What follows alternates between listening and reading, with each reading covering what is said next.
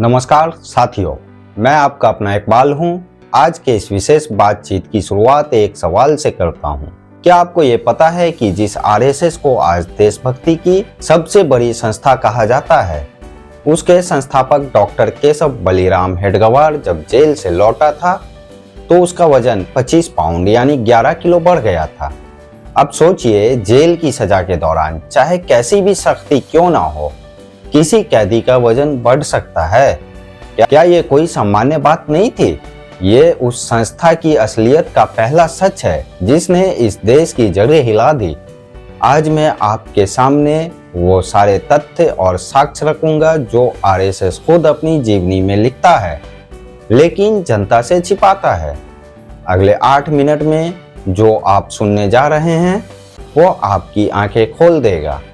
अगर आप सच को जानना चाहते हैं कि किस तरह आरएसएस ने आज़ादी की लड़ाई से किनारा किया, किस तरह उसने ब्रिटिश हुकूमत का साथ दिया, कैसे हिंदू मुस्लिम दंगे भड़काए और कैसे इसने देश के बंटवारे की जमीन तैयार की, तो ये कहानी अंत तक जरूर सुनिए और देखिए।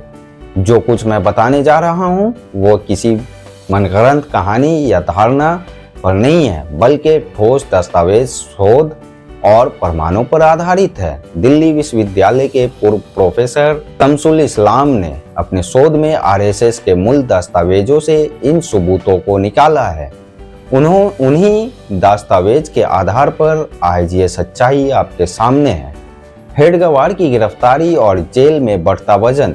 अजीब अध्याय 1921 में हेडगेवार को खिलाफत आंदोलन में भड़काऊ भाषण देने के आरोप में गिरफ्तार किया गया था। यह गिरफ्तारी कांग्रेस कार्यकर्ता के रूप में हुई क्योंकि उस वक्त आरएसएस का अस्तित्व ही नहीं था। उसकी स्थापना तो 1925 में हुई थी।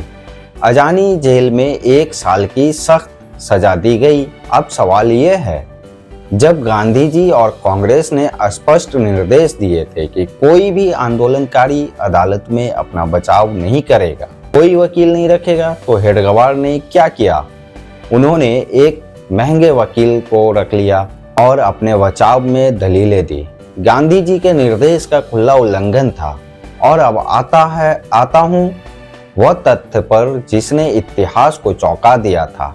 आरएसएस की ही किताब the doctor Hedgewar the epoch maker में लिखा है कि जब 12 जुलाई 1922 को रिहा हुए तो उनके कपड़े छोटे पड़ गए थे क्योंकि उनका वजन 25 पाउंड यानी 11 किलो बढ़ गया था।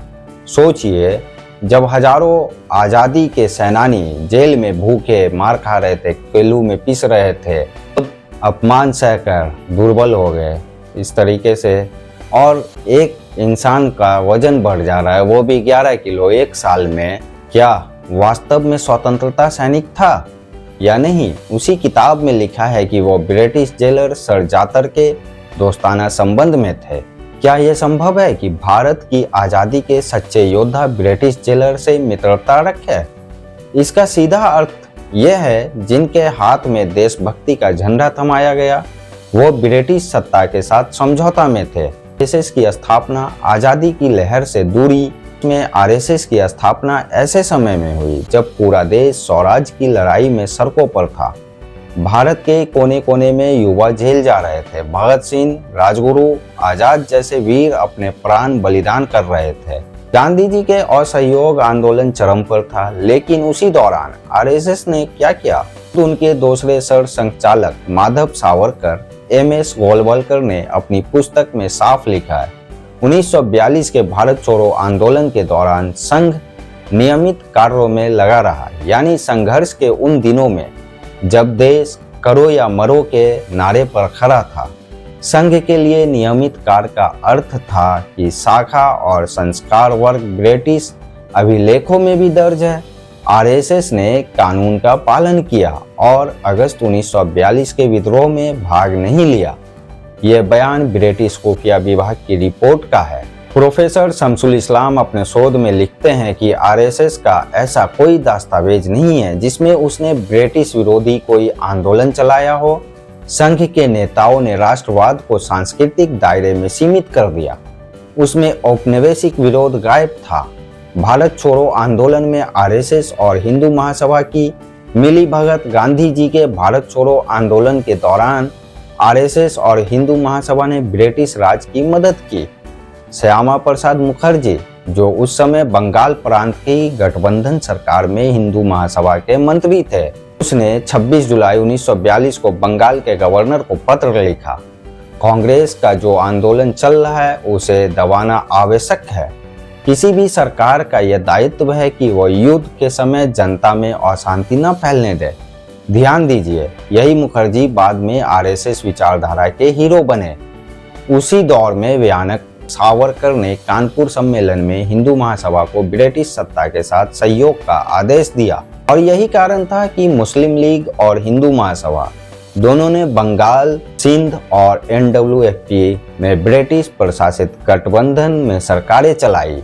एक तरफ गांधी जी जेल में थे, दूसरी तरफ सावरकर और मुखर्जी अंग्रेजों के साथ मिलकर सत्ता चला रहे थे और आरएसएस इस पर गर्व महसूस कर रहा था। यही गद्दारी थी जिसने देश के स्वतंत्रता संग्राम को भीतर से कमजोर किया। मुसलमानों का योगदान अनदेखी की गई कुर्बानियां। आज यह बार बार कहा जाता है कि मुसलमानों ने आजादी की लड़ाई में हिस्सा नहीं लिया। यह पूरी तरह झूठ है। भारत की आबादी में मुसलमानों का हिस्सा लगभग 21% था, लेकिन शहादत देने वालों में उनका प्रतिशत 40% से अधिक था। 1857 की क्रांति से लेकर 1947 की आजादी तक लाखों मुसलमान ने अपने खून से इस मिट्टी को सींचा। इतिहासकारों के अनुसार 1800 के बाद 5 लाख मुसलमान शहीद हुए, जिनमें 50,000 से अधिक उलेमा थे। रेशमी रुमाल तहरीक मौलाना उबैदुल्ला सिंधी और मौलाना महमूद हसन की अगुवाई में चलाई, जिन्होंने अफगानिस्तान और तुर्क साम्राज्य तक जाकर ब्रिटिश हुकूमत के खिलाफ गठजोड़ बनाए। मौलाना हसन को माल्टा जेल भेजा गया और वहीं उन्होंने अंतिम सांसें ली।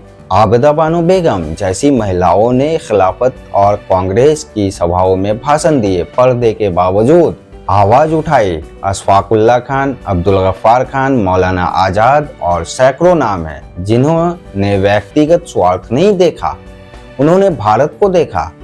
लेखक यशवंत सिंह ने सही कहा था, भारत की आजादी मुस्लिम के खून से लिखी गई है, लेकिन आज आरएसएस इतिहास मिटाने में जुटा है। जो शहीद हुए हैं उनके नाम तक को आज के पाठ्यक्रम से मिटाया जा रहा है। गांधी जी की हत्या, संघ की विचारधारा, 30 जनवरी राष्ट्रपिता महात्मा गांधी को नाथूराम गॉडसे ने गोली मारी। आरएसएस आज ये कहता है गॉडसे उसका सदस्य नहीं था, परंतु साक्ष्य कुछ और कहता है। गॉडसे खुद आरएसएस और हिंदू महासभा दोनों में कार्यकर्ता रहा। उसका भाई गोपाल गॉडसे अदालत में खुद कह चुका है, हम सब भाई संघ में थे। नाथूराम ने अदालत में सिर्फ संघ को बचाने के लिए कहा कि उसने संगठन छोड़ दिया है। गॉडसे का मार्गदर्शक कौन था? वही सावरकर, जो हिंदू महासभा के अध्यक्ष और हेड गवार गोलवालकर के गुरु थे। गॉडसे और आप्टे लगातार सावरकर के घर बैठकों में जाते थे। गांधी जी की हत्या के बाद सरदार पटेल ने आरएसएस पर प्रतिबंध लगाया। उन्होंने लिखा, संघ ने जहरीला माहौल बनाया है जिसने गांधी की हत्या का रास्ता तैयार किया। ये वही संगठन था जो विदेशी हुकूमत की सेवा कर चुका था और बाद में अपने ही देश के बापू की हत्या का कारण बना। आज वही संगठन सत्ता में बैठा है। गॉडसे की मूर्तियां लगाई जाती है, उसके जय घोष किए जाते हैं। यही भारत की सबसे बड़ी विडंबना है। टू नेशन थ्योरी, सावरकर और आरएसएस की साझेदारी में सावरकर ने इलाहाबाद अधिवेशन में 2 राष्ट्र सिद्धांत का समर्थन किया। उन्होंने कहा, हिंदू और मुसलमान 2 अलग कौमें हैं। यही बात मोहम्मद अली जिन्ना मुस्लिम लीग के मंच से कह रहा था। आरएसएस की वैचारिक we are our nationhood defined में गोलवालकर ने भी यही बात लिखी। इस किताब में गैर हिंदुओं को विदेशी बताया गया क्योंकि उनकी पवित्र स्थल अरब और फलस्तीन है। उनका निष्कर्ष था, ये विदेशी जातियां या तो हिंदू बन जाए अथवा इस देश में अधीन बनकर रहे, बिना किसी अधिकार, बिना नागरिकता के। गोलवालकर ने जर्मनी के हिटलर की यहूदी उन्मूलन की नीति को सीखने योग्य पाठ कहा था। प्रोफेसर शमसुल इस्लाम अपने लेख में लिखते हैं, सावरकर और जिन्ना दोनों ने ही भारत को 2 हिस्सों में बांटने की अवधारणा दी थी। फर्क सिर्फ ये था, इसे पाकिस्तान कह रहा था और दूसरा हिंदू राष्ट्र। दंगे का खाक संघ का खेल 1947 से लेकर 1925 तक हर बड़े दंगों में संघ परिवार का प्रत्यक्ष या अप्रत्यक्ष भूमिका रही है। गुजरात के दंगे हों या रांची का जमशेदपुर दंगा, सरकारी जांच आयोग ने दर्ज किया कि आरएसएस ने सांप्रदायिक भावनाएं भड़काई और संविधान के धर्मनिरपेक्ष ढांचों को चुनौती दी। में बाबरी मस्जिद गिराई गई। पूरी दुनिया ने संघ परिवार और विश्व हिंदू बीजेपी के कार्यकर्ताओं को गुंबद पर चढ़ते देखा। फिर 2002 के गुजरात का वह खतरनाक भयावह दंगा हुआ। मानवाधिकार संगठनों ने इन्हें राज्य पर आयोजित नरसंहार कहा। अब गोलवालकर की वही विचारधारा सोशल मीडिया और राजनीति दोनों में दिख रही है। लव जिहाद, घर वापसी, जनसंख्या नियंत्रण जैसे अभियानों से समाज का ताना बाना तोड़ा जा रहा है। पत्रिकाएं और अंतर्राष्ट्रीय शोध लेख वी और our nationhood defined bunch of thoughts आज भी आरएसएस की शिक्षाओं का आधार है, जो हर अल्पसंख्यकों को संदिग्ध, हर विरोधी को देशद्रोही और हर आलोचना को विश्वासघात मानती है। सच से मुंह न मोड़े। आरएसएस ने कभी अंग्रेज से लड़ा, न आजादी की लड़ाई में भाग लिया। उसने गांधी जी का विरोध किया, नेहरू के समाजवाद को गद्दारी कहा और आज तक संविधान की धर्मनिरपेक्ष भावनाओं को चुनौती देता आ रहा है। प्रोफेसर शमसुल इस्लाम जैसे विद्वान ने अपने सोच से ये सिद्ध कर दिया है कि आरएसएस के सारे दावे झूठे हैं। उनकी किताबें know the RSS Indian freedom movement and RSS a story battle Muslim against partition of India इस बात का जीता जागता सबूत है। अब यह सिर्फ इतिहास का सवाल नहीं है, यह वर्तमान और भविष्य का सवाल है। अगर आज देश के लोग चुप रहें तो आने वाली पीढ़ियां सिर्फ मंत्रों, झंडों और नफरतों की विरासत पाएंगे। हमारे शहीद भगत सिंह, राम प्रसाद बिस्मिल, अशफाकुल्लाह खान आजाद ने धर्म नहीं देखा था, उन्होंने हिंदुस्तान देखा था। इसलिए जरूरत है कि हम भी उसी रास्ते पर चले, हिंसा नहीं हक की आवाज उठाएं। अगर इस सच ने आपको सोचने पर मजबूर किया हो तो इसे संदेश को आगे बढ़ाएं, हर गांव, हर मोहल्ले तक सच पहुंचाएं। हम आम जनता की यही आवाज है। जब तक सच बोलेगा झूठ टिक नहीं पाएगा। जय हिंद, जय भारत, जय बिहार। तब तक के लिए रखें अपना ख्याल।